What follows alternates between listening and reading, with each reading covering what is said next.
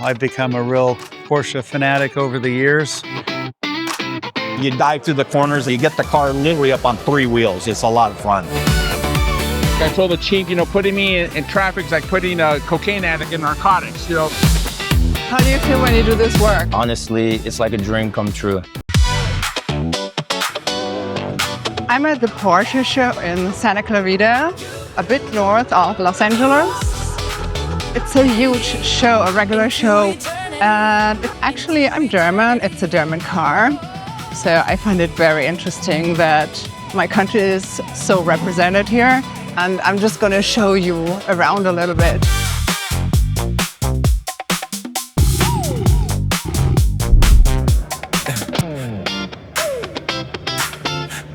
Aha! I see a known face, Johnny Smith.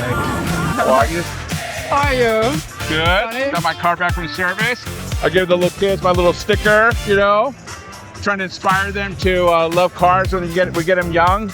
And you know everything about traffic, right? Well, as the captain of Valley PD, I am in charge of the Valley's traffic division, in charge of street takeovers, traffic laws, speeding, DUI.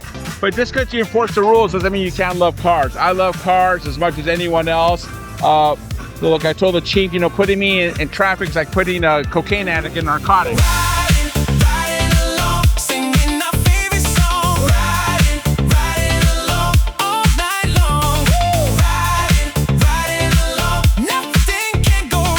I love this car because it gives you the best of both worlds. It's got the Porsche lines, which I love, but it gives you a convertible feel.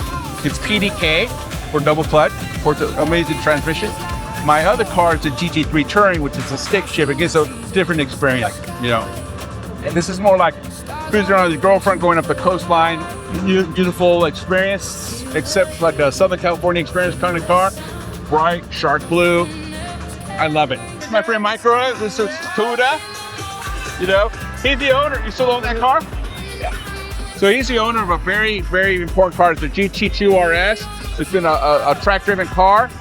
He's a big car enthusiast. One of the characters I call in our car culture is Mike Greenberg. Recycle. And he's a recycler. And you recycle. Okay, wow. Yeah.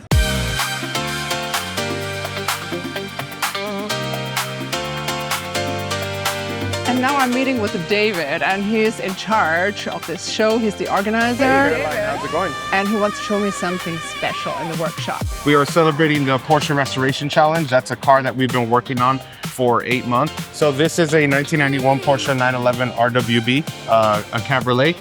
It was built to be an art car. So we collaborated with a few different artists. One named Risk, he's a graffiti artist well known in Los Angeles. He does a lot of contemporary art now and stuff. All the kanji characters were something that was done by Risk. The interior was completely customized. It's a purple leather with white that matches the wheels. And it's just a full custom job that we do like this.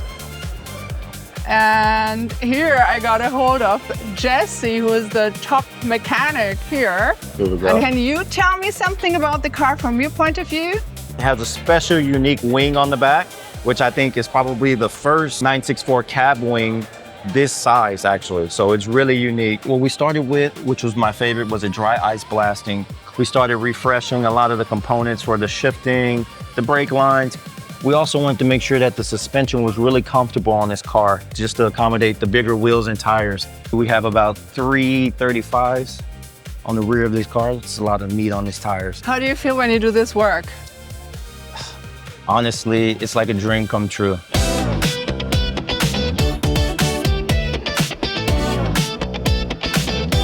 I'm in this beautifully air-conditioned showroom here, looking around $1 million Porsches that are waiting for a buyer and that are gonna find a buyer, I'm sure, here in California.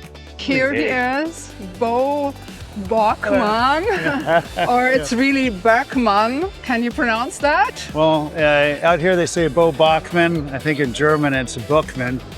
Something close to that. Yeah, my German's that's hard not to very pronounce, good. Right? Yeah, that's very funny. I heard that you are from around Stuttgart, where Porsche is, right? Yes. Well, my great-grandfather came actually from Tübingen to Los Angeles in 1879. Right. Well, this is Porsche Santa Clarita, so We built this store in 2020. We actually were open 3 days before COVID hit, but now, since then, it's really blossomed.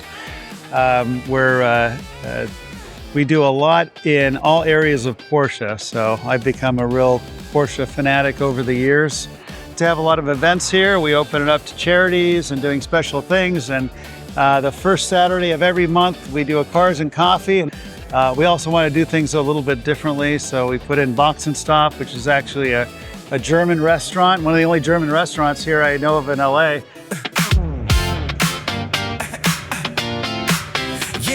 Beau is known for his favorite color, purple, so you see a lot of purple Porsche here. Apparently he calls this color Bowberry, like not blueberry, whereas a blueberry would be blue and not purple. It's a Bowberry. I'm now in the what they call Wunderground. The underground, the Wunderground, they call it because it's a wonderland of cars.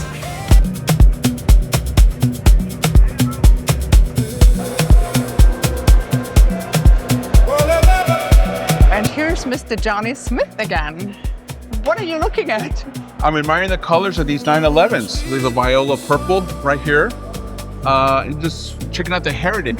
I'll show you what I'm looking at. So you can see the Galpin thing. Galpin in Southern California is the country's at one point largest Ford dealership. And that's how they started. And the family, the Boeckmanns, always had a culture, love of a culture for cars. And they always wanted to maintain the history of the cars. So it was so great when they bought into Porsche because they wanted to keep the soul of Porsche alive in the United States. So people are welcome to come in here and check out the cars where they have started. I come back here and I see my car and I know where the origins of the car is going in there. They have a lot of great things. Like BB in the 1970s started restoing cars, restomodding, and the company was, in trouble. Beau Boeckmann bought the company in order to maintain the heritage of BB.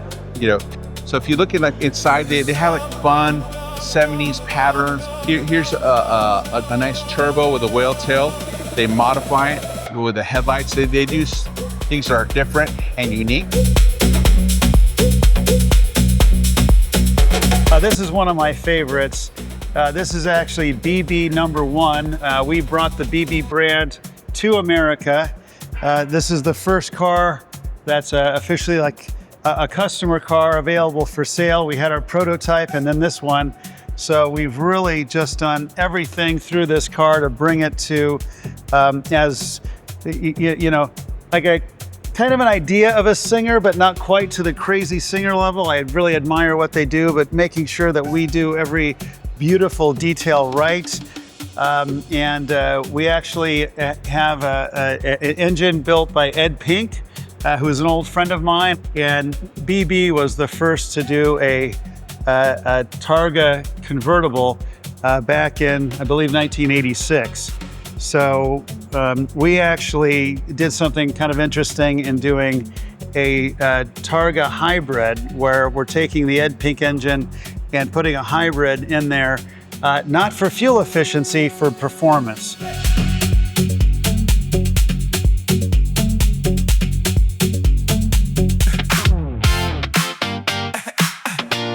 This is a 1964 Porsche 901 Coupe. And here is Steve McCord. So can you tell me a little bit about this car? Sure. Well, some of the things that are really significant about the car is, first of all, it's an early 911 body car, which they called the 901. And that's really, really rare. It's very rare. This is the 7th oldest example in the world. And it's been actively raced its entire life, which is really a cool story too. The car was ordered in 1964, went right into a shop to be converted, and it's raced all over the world, including some very important races like the Classic Le Mans. It's raced Goodwood, and it's raced several times at Monterey.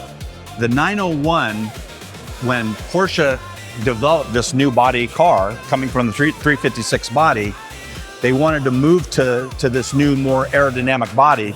Obviously, what are they going to do? They want to get more speed. They want to get better handling.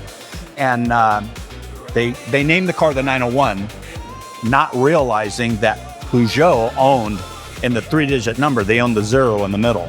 So for the first year, when they had the 901, Peugeot and Porsche had gone through some lawsuits, and they actually won the lawsuit. Porsche gave up the numbers.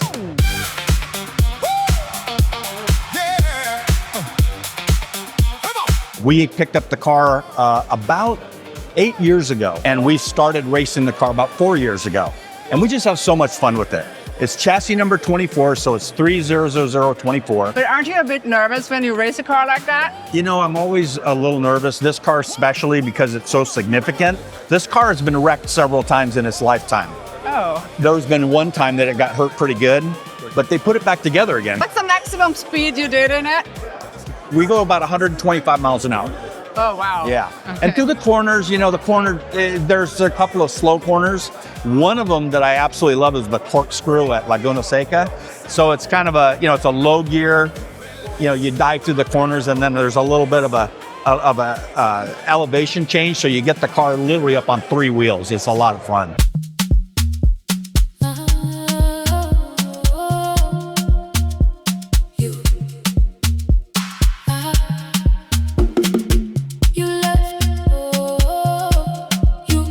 One of 16 of a prototype that came out in 1948. This is a Targa.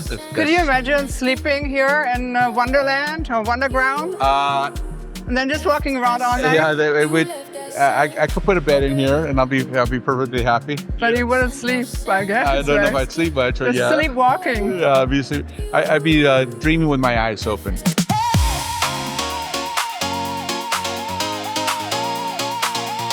Another car show is coming to an end here in California, but there are so many more. It's a never-ending story. Cars in California, California, or should I say Porschefornia? Well, if you like this video, stay tuned, subscribe to my channel.